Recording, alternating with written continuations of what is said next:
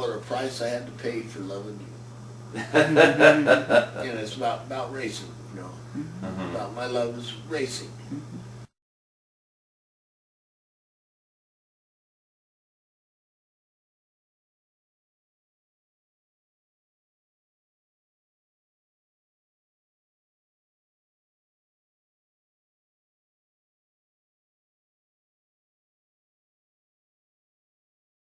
Alright, this is John Airdash at Garage Customs, right now with Chuck Finders, a legend of his own time. I guess basically what this interview is actually hearing from the real source of what happened in those days of the gassers and stuff. And that here you have a lot of the so-called experts and stuff that are out there and probably never even born at that time. So right now we're interviewing Chuck Finders. I hear about Chuck Finders. They're always that you see magazines and everything about you. You know, it's like you're in them now, from California up here and stuff. And a lot of people even don't believe that here you actually live in the Ohio area and stuff.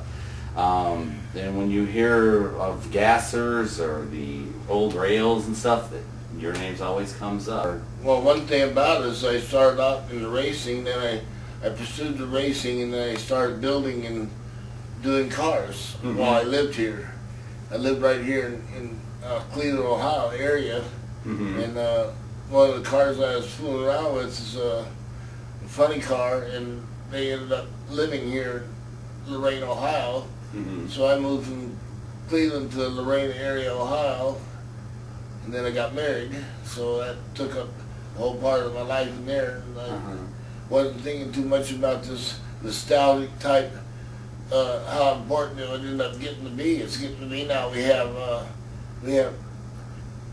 couple meets a year right here at Columbus, Ohio, and then they have a reunion of the Gasser era, and it's based right here out of our, I call Cleveland and Elyria and Lorain, Ohio is my area, which I have been in I've been in this 1 mile radius of, or 2 mile radius of where I'm at right now for the last 30-something years.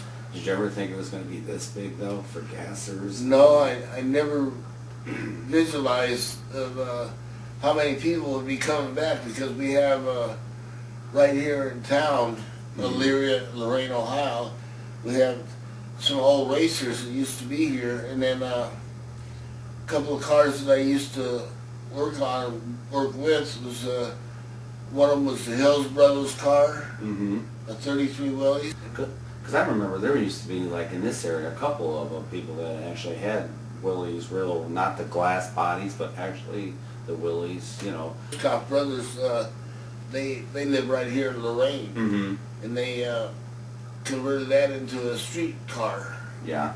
To street rods. With now all these old race cars that we used to race, now they're all converted into street rods, and the ones that got back into this idea of the nostalgic type racing is they've actually restored some of these cars back into the original cars.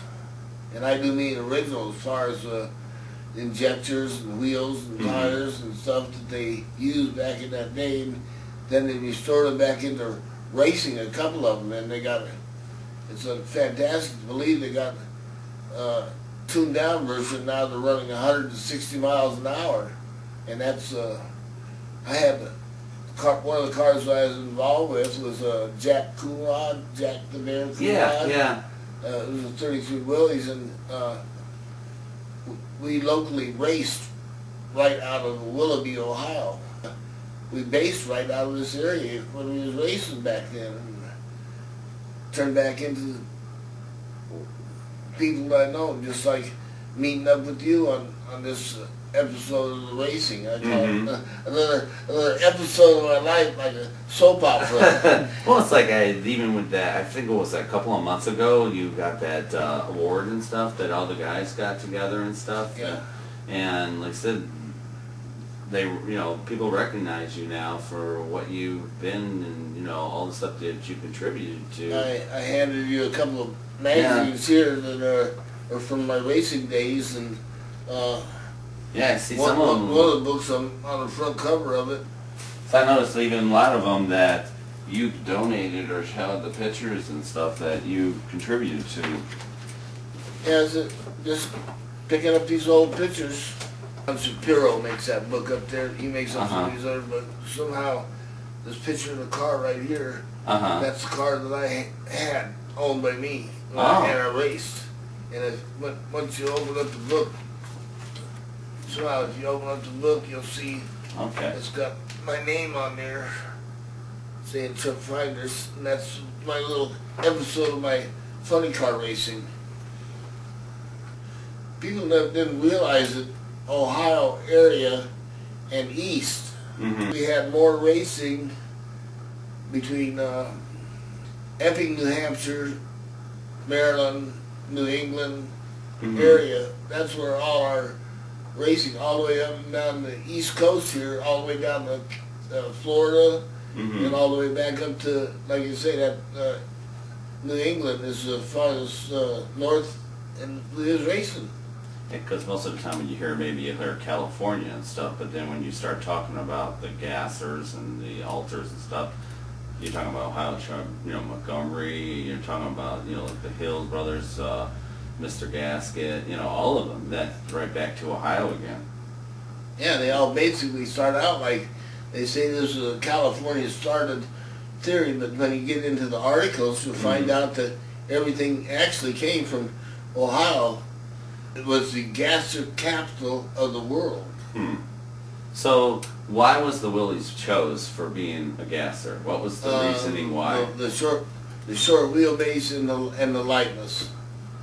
They were a 102-inch wheelbase car, and 100-inch, 101-inch, 102 wheelbase car, which is the shortest wheelbase car. So that means you can get the most setback from the engine without cutting into the bodies to really make them looking like a real cut-up race car. Okay. They still look like a basic car. You can take the hood off and the motor's in the right place, and the wheel wells show up being in the right place, and by the time they modified them and cut the wheels out and everything, wheel openings out for the larger tires, they still came out in the center of the wheelbase of the wheel wells. And they were the lightest cars that was around. It was a 2,000-pound car. 1,900 pounds to 2,300-pound car, which is real close in the weight that you needed. Because you could put a 400-something cubic inch motor, and the weight of the car at 2,100 pounds plus the cubic inches, because at that particular time, they didn't have any 500-inch big rat motors and big Chrysler Hemis and all that. Everything, the biggest motors you could get was 426, 427 cubic inch size motor, which worked right into the pounds per cubic inch brake. At that time, what was the strongest rear end to put in those? They used Oldsmobile and Pontiac rear ends. Was the basic rear end that they used in them. Because like for mine has an old Pontiac style pumpkin, and I don't know how many. See, this is another thing. I get all these new guys. They'll say, "Oh, you got a Ford 9-inch," right. And I'm looking like, no, it's an old Pontiac pumpkin style. And they goes, no, that. And I'll have people argue with me, tell me it's a Ford 9-inch, and I'm like, I've had that and since the car I've had, owned it.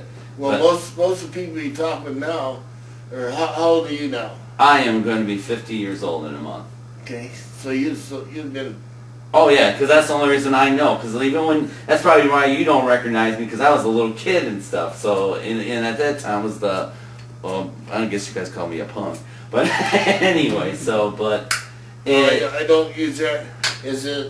I've always maintained, and I still do as of this date, is that the enthusiasm is still stayed the same.